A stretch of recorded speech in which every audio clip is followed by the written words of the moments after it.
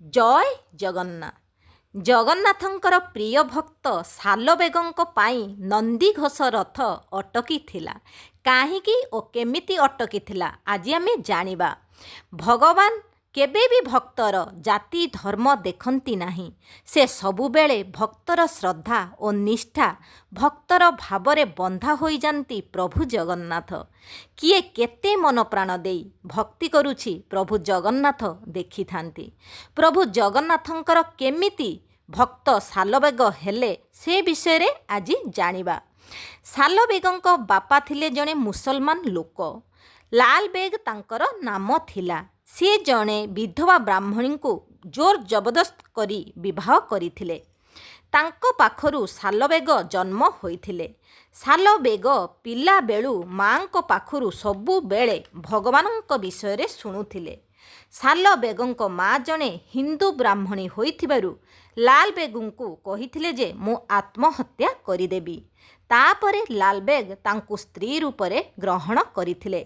ସେତେବେଳେ ହିନ୍ଦୁ ବ୍ରାହ୍ମଣୀ ସାଲବେଗଙ୍କ ମା ତାଙ୍କ ସର୍ତ୍ତ ରଖିଥିଲେ ଯେ କୌଣସି ହିନ୍ଦୁ ମନ୍ଦିର ଉପରେ ଆକ୍ରମଣ ନ କରିବା ପାଇଁ। କୌଣସି ମୁସଲମାନଙ୍କ ଧର୍ମ ମାନିବାକୁ ତାଙ୍କୁ ବାଧ୍ୟ କରିବେ ନାହିଁ। ସେଥିରେ ଲାଲବେଗ ତାଙ୍କୁ ରାଜି କରାଇଥିଲେ। ରାଜି ହୋଇଯାଇଥିଲେ ତାଙ୍କ କଥାରେ। ମନ୍ଦିର ଆଗରେ ଆକ୍ରମଣ କରିବେ ନାହିଁ ବୋଲି ସେ ପ୍ରତିଶ୍ରୁତି ତାଙ୍କୁ ଦେଲେ। କିଛି ଦିନ ପରେ ତାଙ୍କର ପୁତ୍ର ଜନ୍ମ ହେଲା। ଥରେ ସାଲବେଗ ଯୁଦ୍ଧରେ ଆକ୍ରାନ୍ତ ହୋଇଯାଇଥିଲେ।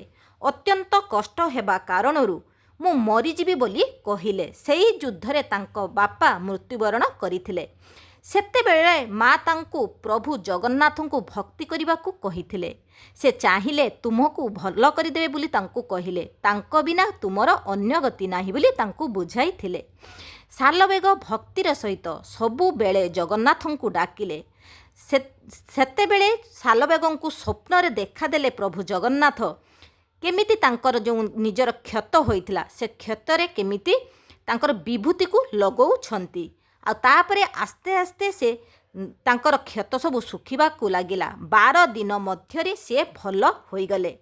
ସେ ଧୀରେ ଧୀରେ ସୁସ୍ଥ ହେବାକୁ ଲାଗିଲେ ଓ ସେ ଚିନ୍ତା କଲେ ଚତୁର୍ଥା ମୂର୍ତ୍ତି ପ୍ରଭୁ ଜଗନ୍ନାଥ, ମା ସୁଭଦ୍ରା, ପ୍ରଭୁ ବଳଭଦ୍ରଙ୍କୁ ଦର୍ଶନ କରିବା ପାଇଁ। କିନ୍ତୁ ପଣ୍ଡାମାନେ ସାଲବେଗ ମୁସଲମାନ ହୋଇଥିବାରୁ ତାଙ୍କୁ ମନ୍ଦିରକୁ ପ୍ରବେଶ କରିବାକୁ ଦେଲେ ନାହିଁ।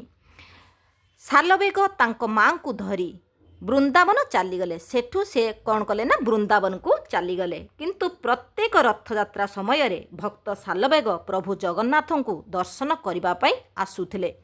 ଗୋଟିଏ ବର୍ଷ ଏମିତି ହେଲା ରଥଯାତ୍ରା ସମୟରେ ସାଲବେଗଙ୍କ ଦେହ ଖରାପ ହୋଇଗଲା। ତଥାପି ସେ ରଥଯାତ୍ରାକୁ ଆସିବାକୁ ଲାଗିଲେ। କିନ୍ତୁ ରାସ୍ତାରେ ବହୁତ ତାଙ୍କର ଦେହ ଖରାପ ହେଲା। ପ୍ରଭୁ ଜଗନ୍ନାଥଙ୍କୁ ସେ କହିଲେ ମୁଁ କ'ଣ ଯାଇ ପହଞ୍ଚି ପାରିବିନି? ଆପଣଙ୍କୁ କ'ଣ ମୋର ଦେଖା ଦର୍ଶନ କରିପାରିବିନି?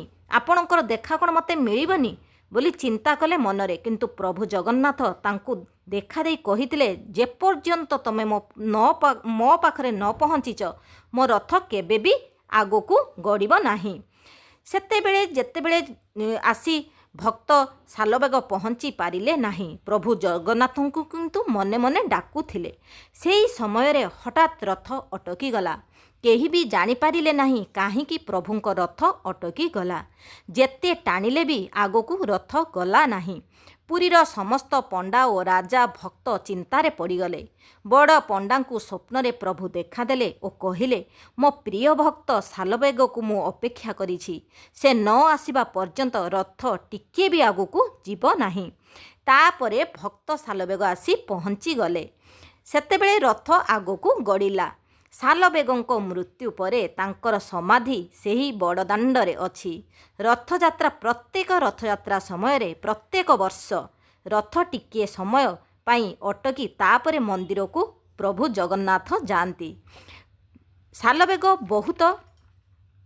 ବହୁତ ଭଜନ ଜଣାଣ ମହାପ୍ରଭୁ ଜଗନ୍ନାଥଙ୍କ ବିଷୟରେ ଲେଖିଛନ୍ତି।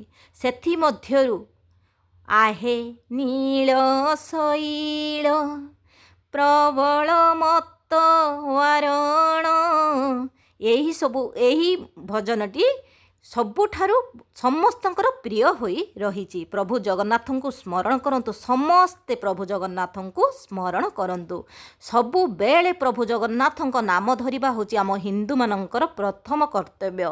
ପ୍ରଭୁ ଜଗନ୍ନାଥଙ୍କୁ ଦର୍ଶନ କରିବା ପାଇଁ ଅନ୍ୟ ରାଜ୍ୟରୁ ଅନ୍ୟ ଦେଶରୁ ସମସ୍ତେ ଆସୁଛନ୍ତି, କାହିଁକିନା ଆମର ଯେଉଁ 4ଟି ଧାମ ମଧ୍ୟରୁ ପ୍ରଭୁ ଜଗନ୍ନାଥଙ୍କ ଧାମ ହେଉଛି ସବୁଠାରୁ ବଡ଼ ଧାମ। ଯେଉଁ ରଥଯାତ୍ରାରେ ଯିଏ ବି ରଥ ଟିକେ ଟାଣିଦିଏ ନା, ସିଏ ଆପେ ଆପେ ଉପରକୁ ଚାଲିଯାଆନ୍ତି ପ୍ରଭୁଙ୍କ ପାଖକୁ।